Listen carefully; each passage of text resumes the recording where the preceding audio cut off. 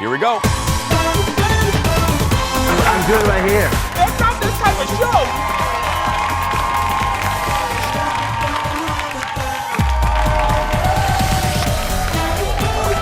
Hi, everybody.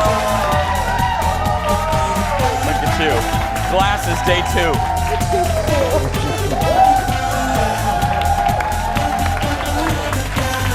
Hi, everybody. Let's get started. The bottom right one. The bottom right. Hey, everybody. Welcome to the show. Fun audience today. They're ready to go, and so are we. Welcome to the show, everybody. That's right. Welcome. Hello, everybody. Welcome to the show. Wow, I got my suit is bright blue today. Hello. Yeah. Anyway, very summery. She's bright. She's not blue though. It's Kendall. Say hi to Kendall. Hello. Hi. Miss Kendall, how you doing? Good morning. I'm good. You doing well? Class is day 2. How are your allergies? You can kind of hear it. I'm Yeah. a little like. Oh yeah, but You know what I again, mean? yeah, but let me make you feel better, and I think the audience agree. You look splendid. No one would ever, yeah. Thanks. But- I sound like a bullfrog, but it's fine. But so many people think it can relate with you. I have several people in my life that are horribly affected by allergies. I'm lucky that's the one thing that I don't deal with. But yeah, I don't have allergies. And knock on bless. for mica or whatever this is. I don't know what material this is, but I don't. either. Now watch. I'm gonna leave. And I'm going to start getting with a dust weed or ragweed or whatever. I don't know what. My mom is allergic to grass. I'm like, that's horrible. She's allergic to grass? I didn't, like the first time she said it, I was like, you're so extra right Yeah, now. very extra. But she's like, no, for real. I looked it up and she's allergic to grass. I think mine's just a tree pollen. I don't know. It's Tree just, pollen kind of It's thing? just a thing. It's like 2 weeks. I can't see and I can't breathe, but it's fine. Well, I'm glad that we're here on television. Yeah. I was, you may have heard me say it as I walked out. I always hear Aaron Schwab, who handles our audience, talk to the folks before I come out, chit-chatting about the show and giving little fun facts. And we used to call this the tchotchke wall. Erica, we have a shot of this. Leo, go ahead. This used to be the tchotchke wall. Now, that square right there, now the reason we're showing this to you is because when the Jason Show went national a couple summers ago, we had tchotchkes in there. We had pictures of Katie Couric, my ex-wife, Oprah, my Larry Hagman, Stetson. Well, we found out that when the show ran nationally, we would be charged like $1 million for all the licensing for all the crap I had in there. Oh. So I'm not joking. This was my fun. You've never seen executives run to Home Goods so fast in my life. So all of these vases are from Home Goods, but they forgot one square. For whatever reason, I had a vase in my car. Just what? Well, I don't know. Thank you, Eric, for clapping at my vase in my car. Yeah. So the trivia is which vase is actually from my home? The bottom right blue one right there. That's actually stolen. That's stolen from my home. So a little piece of trivia that's worthless. It's going to be nothing to you. Hey, thank you, Aaron. But, it gives Aaron something, a little fun fact to tell the audience. So, hey, before we get started, I've talked about her many times over the years because I've said this a lot. I am the product. This is the product of a lot of great women. First and foremost, my mother, who basically raised me. I wasn't real close to my dad. My grandma Mazak, who watched Dallas with me and nurtured my love of TV. My other grandma, and then my third grade teacher played a huge role in my life. Her name is Mrs. Freeze. I've talked about her over the years. She literally changed the trajectory of my life because she realized that third grade is when I started to be a little odd, and I wasn't playing sports with the other boys in the playground, and I would stay inside from recess because I didn't want to get beat up. So she developed a kind of a play. She let us do a play so that I would have a creative outlet, and we did The Wizard of Oz.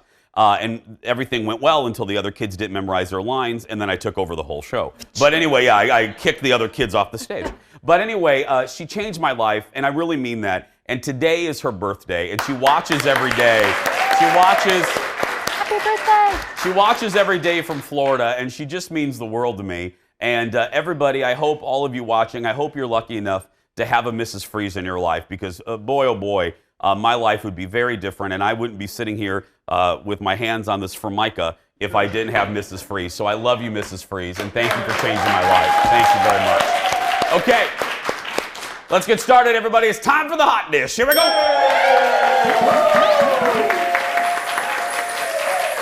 Those are big bites. Big bites today. Big bites today. You're going to love this. James Corden had his latest carpool karaoke primetime special last night, and James, once again, outdid himself. Look at this. There were nights when the wind was so cold, and my body froze in bed if I just listened to it right outside the window. I finished crying in the instant that you left, and I can't remember where or when or how. You were my voice when I couldn't speak. You were my eyes when I couldn't see. You saw the best there was in me, lifted me up when I couldn't reach. You gave me faith 'cause you believed. That's my favorite. Fun fact, that's my favorite Celine Dion song, Because You Love Me, I love that song. Did you see that ring on her? That ring is like the size of Alex Kendall. It's that big. Celine hopped in the car in Vegas for one of her few days off. James challenged her to make a popular kids song called, okay, parents, I'm sorry. You guys know the Baby Shark song. So James challenged Celine to make the Baby Shark song Celine dramatic. Look at this. Baby shark do do do do do do, baby shark do do do do do do, baby shark do do do do do do, baby shark. Exactly. Do you think you'd be able to make Baby Shark dramatic? Yeah. Baby shark do do do do do do, baby shark do do do do do, baby shark do do do do do, baby shark. I thought we were going to get a chest. Perfect. Baby shark. Now, I apologize that song is going to be in your head all day long, and I'm very sorry. Have you heard the Baby Shark song? Well, duh. Yeah. My favorite part of the whole thing was when she goes, yes. Yes, yes. A little bit later in that, they drove her down the Las Vegas Strip, and she was forced to give away her shoes to random strangers because she has, this is no joke, she told James she has about 10,000 pairs of shoes. 10,000 pairs of shoes. So much so she has a mechanical, she has a closet. She pushes a button, the doors open, she said, and it's like a merry-go-round. The shoes just in different colors. There's like a black merry-go-round. There's like a navy merry-go-round of shoes, and she just plucks the shoe. Well, I mean, when you're Celine Dion, I would have a merry-go-round of shoes. Right? You know what I mean? Yeah. So we're really excited. We're going to Celine Dion when she's in town. Oh, you are? Oh, she's great. Yeah, when we purchased the tickets, there were some select words sung by me. Yeah. You know what I mean? I get it. Anyway, I mean, those tickets were not cheap. No, so they're I not. can see why she's got so many shoes. It's worth it, though. She's one of my favorite, when I saw her in Vegas, one of my favorite shows. She does such a good job. Next in the dish, speaking of pop divas, Whitney Houston's estate, oh, this just drives me nuts. Whitney Houston's estate has struck a deal with a music and marketing company to revive the late superstar's brand. Now, that deal is going to include an album of unreleased tracks. Okay, fine.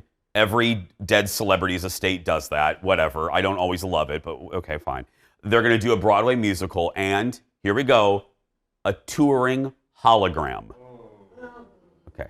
Whitney died back in 2012. There's the audience not sure about that. She died in 2012 following a public struggle with drugs. She had 11 #1 hits in her career. Here's what I'm going to say to all the estates of singing dead relatives. I don't need a hologram to remember the legacy of Whitney Houston. You know what I mean? I don't need that. I can turn on How Will I Know to hear her legacy and remember how great she was. I can turn on I Want to Dance with Somebody. This is creepy. I think it's almost, I don't get overly sensitive about this stuff, but I think it's almost a little insensitive because, and it's an insult to the fans. We know it's not her. We're not going to be able to bring Whitney back. And to have some hologram, which is a combination of her mixed with another actress, it's creepy and it's macabre. And the technology has not gotten to a point where it's good. It's tacky, if anything. And I would, if you want to, because the line was from the estate, we want to remind people of Whitney's legacy. You know how you do that? Release her greatest hits or something. That's how people can remember her. Mm-hmm. It's weird. Do you like the hologram thing?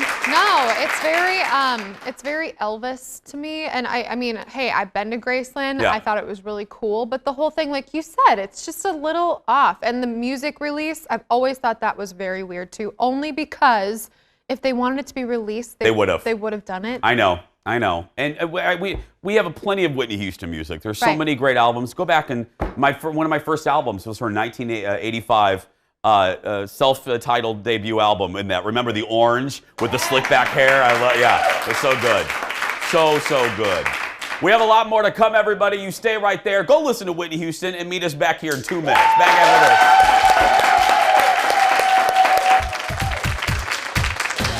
this. Coming up, more hot dish for you.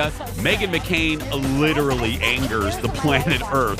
And it was a horrible ending. With a slip-up on The View. What happened? We'll discuss. Then paranormal investigator and my buddy from my radio show, Dawn McClain, is back with dish on her recent trip to New Orleans. Wait till you hear about her visit to a haunted house. And she's my girl. I love her. Mikayla Holmgren is back. Find out how she's spreading her message to even more people. That's all coming up, so stay right there.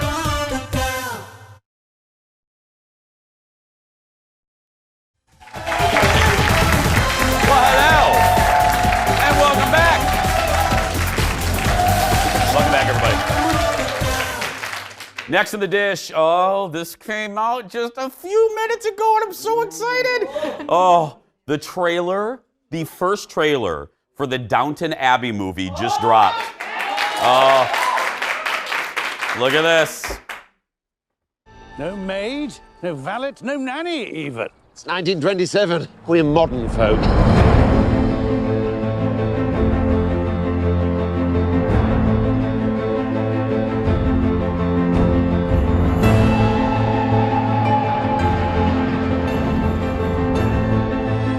Blimey. The King and Queen are coming to Downton. What?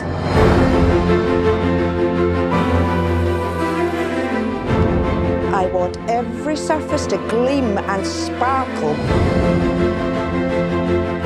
A royal luncheon, a parade, and a dinner. I'm going to have to sit down. How's it all going? Mary's got it under control. Hardly. I need your help, Carson. I'll be there in the morning, my lady. Don't you worry. And there's Carson, returning to Downton Abbey, right where he belongs. Oh, the show ran for several seasons on PBS. And all of you Downton fans in the audience, I wish I could be on the couch with you right now, because we were talking in the meeting. The theme, like right now, the theme is just comforting. And just, it makes us, it's like, I'm going to listen to it on the way home. And executive producer Jeff made a really good point. He's like, you know what, making a joke, but he's like, you know what, it's going to be great to have a movie with no superheroes for once. And you know what I mean? Just a good adult movie. And I love don't get me wrong, I love superhero movies and I'm a sci-fi fan, but did you watch Downton? I did, yeah. Did you like it? I loved it until one scene in particular. Oh, I know which one you're talking about. And then I stopped watching. Yeah, don't Meghan McCain this. Don't Meghan McCain this. Yeah. She's now a verb, everybody. She's now a verb. Yeah, she's a human and a verb now. Yeah, you'll see what I mean in just a second. But anyway, I'm very excited. We should have a little Downton date. We should. Yeah. Can we get dressed up? Yes. Why don't we do this? We'll dress up like in 1927 gear. Yeah. And we'll go to the movie and freak everybody out. Okay. Yeah, we'll do that. Yeah. That's a good idea, actually. Yeah, Aaron, we should do it. Aaron Schwab, will you dress up too? Yeah. Okay, perfect. Yeah. Audience, you're coming with too. That's right. Yeah. And one guy in the audience is like, I don't watch the show. Yeah, anyway. Downton Abbey hits theaters September 20th. Next in the dish, here we go. The Game of Thrones series finale was the topic of every monologue on the late night shows last night. And they didn't miss a chance to talk about another mistake in the show. A water bottle that popped up in a key scene. Look at this. Everybody's talking about this one moment from the Game of Thrones finale. Just a few weeks after they accidentally left a Starbucks cup in the scene, fans spotted a water bottle. This is real. This is real. Here's the scene right there. Can we zoom in? This is. See it? Yeah.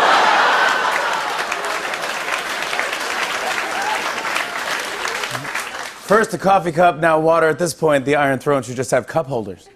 Did you guys see this during one scene in last night's episode? Fans spotted something that shouldn't be there. Look at this. Look at this here. Look, a plastic water bottle. I gotta say, this never would have happened under Queen Cersei. It just wouldn't. A couple of weeks ago, it was a coffee cup. This week, it's a water bottle. I'm just glad they ended the show before accidentally replacing the Iron Throne with a keg of Keystone Lights.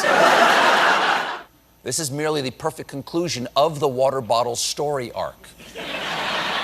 Remember, they planted the seeds back in season one. As a mini bottle, it magically survived the fire with Daenerys. Then later, the water bottle saved Bran Stark by holding the door, finally rising to a place on the council to choose the next leader of Westeros. Then the water was drunk by Samwell Tarly, and a few hours later assumed its rightful place inside the porcelain throne. That's right. Oh, we're growing on that one, yeah. The ratings came out too, everybody. More than 19 million people watched the finale, and that is a new all-time ratings record for HBO. While a lot of people watched, many others are still trying to catch up, including our very own Kendall and floor director Evan, who literally played hacky sack during that soundbite. Yeah.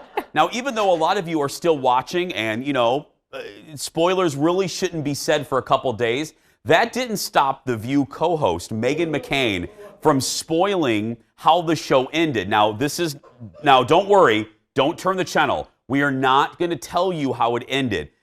You'll find out. Walk off the No, set. don't. We're not going to do that. So don't worry, everyone. No. Watch what happened yesterday on The View. Look at this.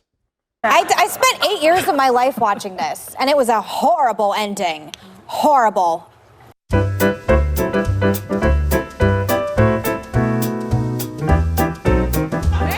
Oh, I'm sorry. Sorry. Oh, I'm only on season 4!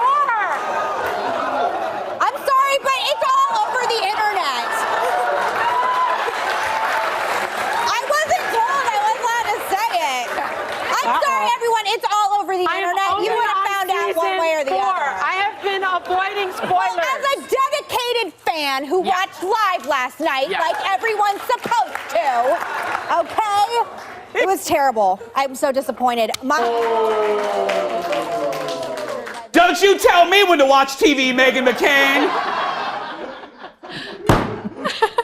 Even though I tell you every day to watch this show and tape that one. But that's my rule, As you can see, her co-host Sunny wasn't happy. Neither was Whoopi. Whoopi jokingly walked off, and people in the audience, if you go back and listen to it, there was an audible gasp in the audience. Meghan apologized, but blamed producers. She threw her producers right under the Greyhound bus. Blamed producers for putting the story in Hot Topics and not warning her to avoid spoilers. Meghan, here's the deal. I shouldn't say actually. I like Meghan. I love that she is a great conservative voice on that show because it is called The View. But here's the deal. On live television, you don't throw your producers under the bus unless it's executive producer Jeff. That's right. Yeah. Oh, audience, it's a joke. Wow, they are very sympathetic to we've been friends for 20 years. You should anyway. No. But no, that's not cool. You don't do that. No. And and you made a good point too. What did I say? You just said there's no way in that meeting, we got to go. There's no way in that meeting she wasn't told not to do it. Well, and you should just know. Yes. Still ahead, we're ghost hunting with my radio producer, who I never throw under the bus, Dawn McClain. But next, how soon is too soon to say I love you? We're recapping week 2 of The Bachelorette with America's favorite producer, Ted, right after this. America loves Ted. A new season of The Bachelorette has begun. Tonight, those of you watching at home, we're on week 2 of Hannah B's amazing journey, and one guy who's not wasting any time at all is Luke P. Luke P. now holds the record for fastest I love you in Bachelorette history. Hannah, I can't believe I'm saying this right now. This is pretty crazy because it's so soon. But I can't hide it. Hannah, I'm genuinely starting to fall in love with you.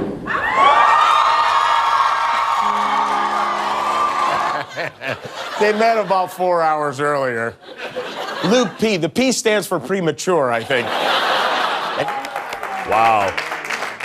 Yep. The Bachelorette is underway and continues to amaze even the most dedicated fans. Yeah.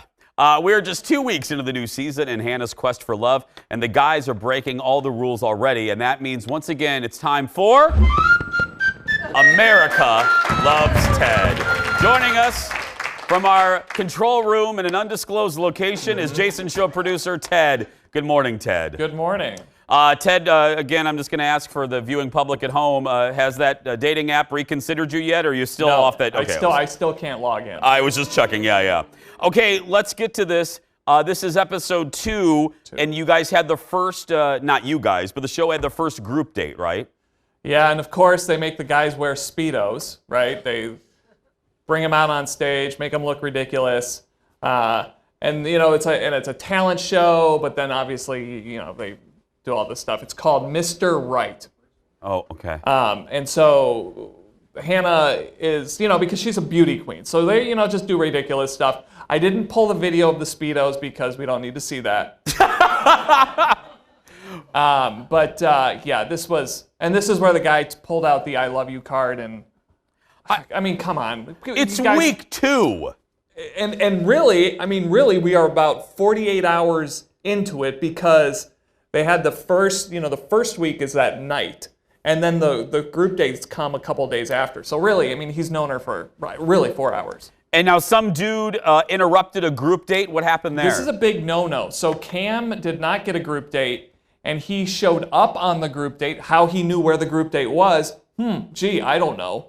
And then so he comes in. Her face is like, "What are you doing here?" All the guys hate him. I think he's a front runner just because he's a little weird. But he got a rose, so he got a rose. It works for him. And finally, not that wasn't awkward, but there was another awkward moment that caught your attention? A couple awkward moments in the final, cocktail hour. She walks in, and for about 2 minutes, she stands there. She starts crying, and you're like, oh, she's going to give us a big secret. And there was no secret. What? It was just... Why was she crying? She's like, I'm just happy to be here. Oh, that was it? That was it. And then with Luke P., the guy who said that he was in love with her, they end up going to a back room. She rips off his shirt. They start making out. Another guy walks in, and he's like, whoop, this is awkward. I hate this show. Producer Ted, thank you so much. Joining us live from the control room. Still ahead, everybody, it's ghost hunting time with my radio producer, and paranormal investigator Dawn McClain is back with her latest adventure from New Orleans. And then she's a trailblazer in the pageant world and beyond. My buddy, Mikayla Holmgren, is back with her latest crowning moment when we return. Back after this, everybody. Stay with us.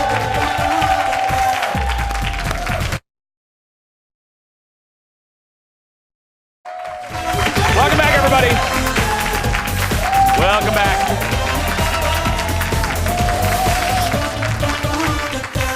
While most of us are afraid of seeing ghosts, my next guest is like, bring them on, girl. And she goes to some crazy places, all in hopes of finding some paranormal activity. Give it up for expert ghost hunter, paranormal investigator, my friend, and the executive producer of my radio show on My Talk 107.1, Dawn McClain, everybody.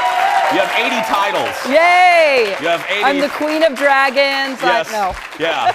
You're a dream weaver. Yes. She also can interpret dreams. She does it all. Yeah. Hey, I should tell you guys, actually, too, the story that Dawn's going to tell is a little, not adult, but a little graphic. Just a warning if there are little ones. It's not bad, but just want to give you a warning out of respect. So where did you go on this trip? I went to New Orleans. Okay. It's the most haunted city in America, so of course that's a place that I want to go. Yeah. I've been there before, but only on business stuff, so this was a personal trip. And this was, you kind of have a connection to another Jason Show friend, psychic Maria Shaw. Yes, so Maria Shaw, she's incredible. She lives in the French Quarter, and she gave me a lot of suggestions as to where to go. One in particular, Do you The want me to- voodoo, yeah, get it going right into it, yeah. Okay, so there is a voodoo shop called Bloody Mary's Haunted Voodoo Museum. They have, right. Sounds delightful, Dawn. It's so exciting. They have all kinds of haunted items in there. They do seances in there. They have a bunch of haunted dolls, which are pretty creepy. One of the interesting things, though, about this that Maria told me about, and it's been on some of the major paranormal shows, is that there was a murder that happened in the apartment above this voodoo shop. And you're looking, these pictures right here, everybody, because Dawn can't, that's the couple right there that Dawn's getting ready to talk about. Okay, so let me be very careful about this. This is a sensitive topic. I won't get into too much detail, but they met around the time of Hurricane Katrina, and it was a tumultuous relationship. He ended up strangling her and did horrible things to her body. If you want to look that up, it's the story of Zach and Addie. That's the picture of them. I don't want to talk about it on TV because it is that horrible. I will mention that the stove that's pictured in there is the original stove. Where things happened, that's all we will say for a breakfast show. Just I mean, for a show that's on during the morning, I'm just saying you let your imagination run with you. Sure. Yeah. So they actually rented out that space to other tenants with the same stove in it. Can you believe that, audience? Something horrible happened in that kitchen on that stove. Yeah. They rented it out and kept the stove. Yeah, and people continued to cook their pot roast in there and whatever. Yeah. And making soup and whatever. So anyway, after a week of doing the things that he did, he maybe had some remorse and wrote a note that you can actually find online as well. And he had that in his pocket and then died by suicide by jumping off one of the hotels in the French Quarter. Now, before we hear some audio that you recorded, because Dawn's part of the Twin Cities Paranormal Society, and you do this, and we'll talk about it in the other segment. But let me ask you what I asked you on the radio show, and not being goofy. It's up. There's an upstairs, right, Dawn? Mm-hmm. Yeah. When you walked in, and you're used to these environments, what did you feel? Well, there's a room where they have the haunted items in a case, the haunted dolls, and you can read all about them and everything. But then, and then there's a seance room, and then there's a door that goes upstairs where he did what he did. The minute I opened that door, I got a rush of the feeling that a presence of spirits up there. And it's just a darkness that you felt. know, and I've been to many of these places before, and sometimes you don't feel anything, but I definitely went, like it took my breath away. It was just an overwhelming feeling of despair and sadness. And one of the most, and correct me if I'm wrong, you do this a lot, one of the most dramatic changes of environment that you walk into, because sometimes you get a very subtle change of feeling. This Sure. was not subtle. No, this wasn't like, okay, I know that there might be somebody's grandma hanging out here just protecting, the family or something. No, it was a feeling of, he didn't get rid of these emotions, and she was not prepared for that death. Now, what are we getting ready? We're getting ready to hear a soundbite, and we're going to hear it first in normal speed, and then we're going to slow it down for you. What are we getting ready to hear? Okay, well, I was with my boyfriend at the time, and he had a lot of things he was holding for me, because that's what you do. You're like, hold this, Yeah. And then I was like, okay, you're holding too many things. So we're sort of, I think it's just me talking to him, but then there's another voice that comes in that tells me what to do with my stuff, basically. It's sort of watching over me. Listen to this. Hey, Zach. Is that you? Or is it Addie? Sorry, don't want you to have to hold all that stuff.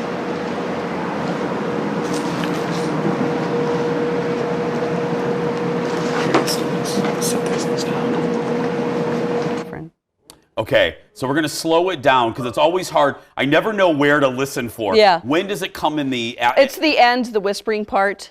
It's the whisper. It's the whisper. It's like you need to put down some of that stuff or something like that. Yeah. Okay, listen, here it is slowed down.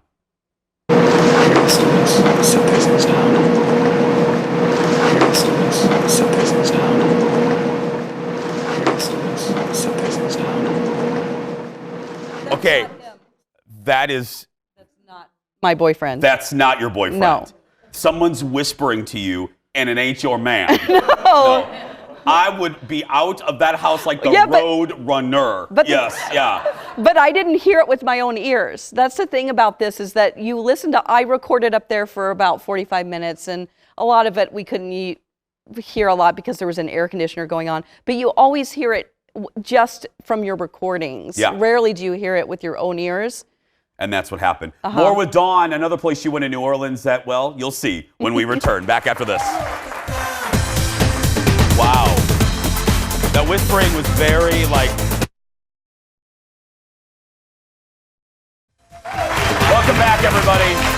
We are back with my buddy from our radio show, Dawn McClain, and paranormal investigator. Okay, so do you mind if I'm going to ask you what we were talking about in the commercial break? Sure. You said, we just heard a little bit of that tape right there, a little bit of whispering. You said in all your years doing this, as you went through the tape, this is you had the most clear stuff out of this house. Out of a house that I was talking about, that other case that we had. Yes. I'm sorry, it was other case. Yeah. Sorry. Yeah. Okay, let's move on. So you left that place, and the fun didn't stop there. Dawn then decided, hey, let's go to a cemetery. So explain to everybody, because if you've been in New Orleans, you know they have very famous cemeteries. What makes this one so famous? Well, it's the first one. It's St. Louis Cemetery #1. And you can't go in there without a tour anymore because people have desecrated the tomb of Marie Laveau. And who was, for people who aren't familiar, who was Marie? Marie Laveau is the most famous voodoo queen of New Orleans. She was around at the turn of the century. She was known to basically know everything about everyone, and nobody really knew how she did that. What's great about the tour I took, which Maria recommended to me, is that they're all history majors. It's haunted history tours. Oh, nice. They're like voted #1 by the Travel Channel. Here's some pictures, they're great. Everybody. Yeah, so he will take you through this cemetery and give you the history of all of these tombs. It's incredibly just fascinating. That's actually Nicolas Cage's pyramid that he'll be buried in. That's not a joke, everybody. That's not. So he pre-purchased that? Okay, so you cannot buy a mausoleum or a crypt in this cemetery anymore. These are the oldest families in New Orleans. The history of all these families is very rich. It goes back into the 1830. You've got people buried in here. So somehow Nicolas Cage has a pyramid that showed up. I don't know what was there before, but he then our tour guide said it's funny because then the cemetery was able to do all of these repairs, like $250,000. Gee, that's how we got in. Yeah. Repairs. So there must have been some type of quid pro quo. Yeah. Yeah. And I know because I went to the Lafayette cemetery when we were there in November, and just the history of the fact that there are many family members in each mausoleum, which I found fascinating. It's fascinating. Our tour guide was like, this is the way to go. This is good for just for property alone, just to consolidate people. He's like, quit burying people individually. Just stack them all up. Yeah. You're with your loved ones. They unseal the tomb once you pass, and then they just put you in with the other family members. Yeah. And they're just all in there together. And some of them, I was walking by a tour group, some of them have 13, 14 relatives. Oh, right. And even more. Like 25, right. Yeah, it's if you ever go, the Lafayette, you don't need a tour guide. This one you do. Yes, you do, because people have been in, there's a legend that if you want a blessing or a curse, either way, you put 3 X's and you say your wish to Marie Laveau, and then when you get it, you go back and circle it. So her entire tomb has X's all over it. Somebody went in and painted it entire pink, just completely pink one night, and so now they've closed that to the public, so you can't get in. See, this is why we can't have nice things. Yeah, right. We can't have nice crypts and tombs. Yeah, this is, so really quick before you go, people are watching, Dawn is part of the Twin Cities Paranormal Society. And if people, you get phone calls all the time. If people are sensing something in their house, they can call the society, right? Yes.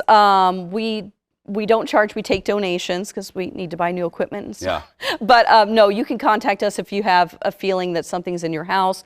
We all have background checks, we're legit. And we'll come in and use our equipment. You know, I mean, it's weird to have weird people in your home. Dawn won't steal your pottery. Yeah. Yes, Twin Cities Paranormal Society, you can find us on Facebook. We also have a website as well. It's fabulous. Dawn McClain, everybody. So follow Dawn, head to her Instagram account, Dawn at Dark. And then for the Twin Cities Paranormal Society on Facebook, right, Dawn? Yeah, you can find them as well. It's actually on my profile as well. Perfect. You can link it. Yeah, just go to Dawn at Dark for more. Still ahead, everybody. I love Dawn, and I love her too. She's an inspiration for so many people. My friend Mikayla Holmgren is in the house. We're talking about her latest title and a cause that is near and dear to her heart when we return. Back after this. Thank you, sweetheart. Now go to...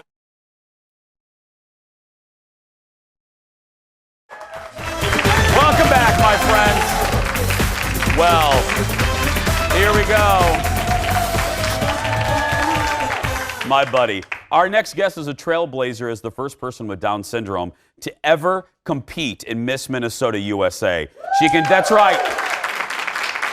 They're already clapping for you, sweetie, yeah. She continues to take her platform to new heights and just won Miss Amazing and is headed to the national competition in August. Give it up for my good friend and the person that will eventually take over the show, Mikayla Holmgren, everybody. Welcome back. Mikayla, now, when I'm ready to retire, you're ready to take over the show, right?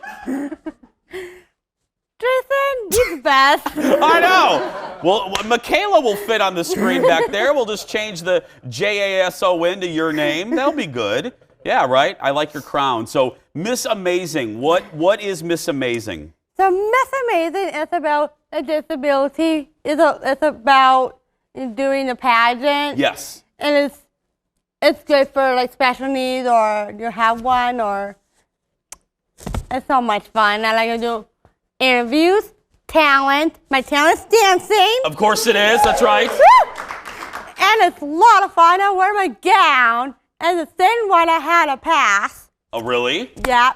Is it like a lucky? Oh, is this one right? Look at you. Look at that green. That's pretty, Mikayla. It's a lot of fun. Are you still having fun doing the pageants? Yeah, I like doing my talent. It's my dancing. It's like fun. Yes. Into it. And I do my hair and makeup. Yeah. Who do you like? Who are you loving dancing to right now? Is there a song that you like dancing to right now? Just Breathe is my dance song. Oh, I like that song. It's Johnny Diaz. Yeah. Have you ever done the locomotion? No.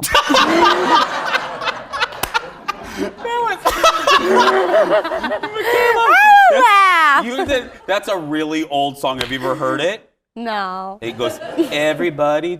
Anyway, you don't need it. Anyway, yeah. Now you're also an ambassador for Best Buddies. Will you tell everybody what that program is? That's such a good one.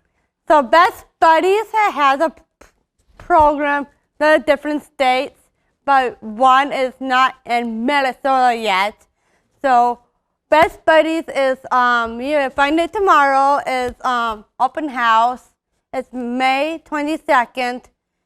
Open house. You find information. Yeah, we're gonna put up a little website at the end of the interview. And what it does is it creates opportunities for friendships, employment, and inclusive living. And you guys raised $18,000 last year. Yes, we did. Woo! So I think you're gonna raise more, right? This year, we should up that goal a little bit, Mikayla. Yeah, I should have upped that goal, so I'm doing that again. Yeah, Champion of the year again. Are those? Yeah.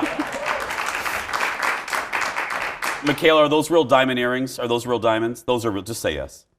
Not really, but the crown is so sparkly, but my earrings are sparkly. They are beautiful. They are beautiful. So what do you said the talent, you love the dancing, you love the interview. What is your favorite thing about doing all these shows? Is it spreading the message of inclusivity? It spreads like inclusion. Inclusion. Yeah, inclusion. Yeah, spreading the message of inclusion, yes. Because, and I'm going to brag on you a little bit. You competed in Miss Minnesota again. Again. And what did you win? Miss Geniality Award. Oh, gee. Gee, how did you win that one, Mikayla? Because I can always get all the special ones. Yes, you do get all the special ones. I love it. That's a nice crown, too. Is that the Miss Amazing crown? Yeah, for... Can I borrow it over the weekend? No. Listen. Come on, Mikayla. You have like 4 of those things. You can't let me have one of them?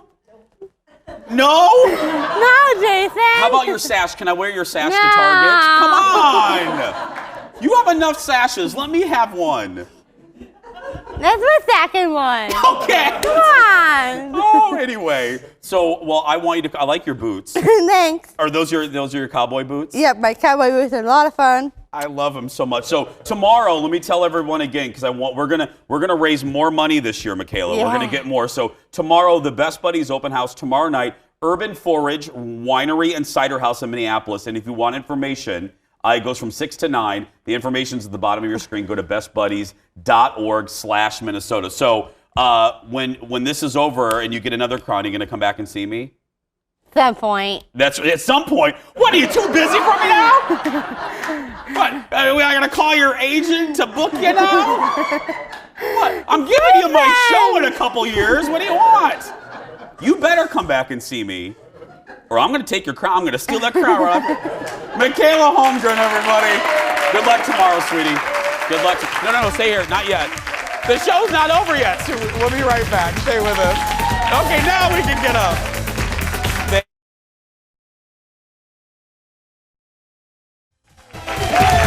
Welcome back, everybody. Wrapping up the show. Kendall's back.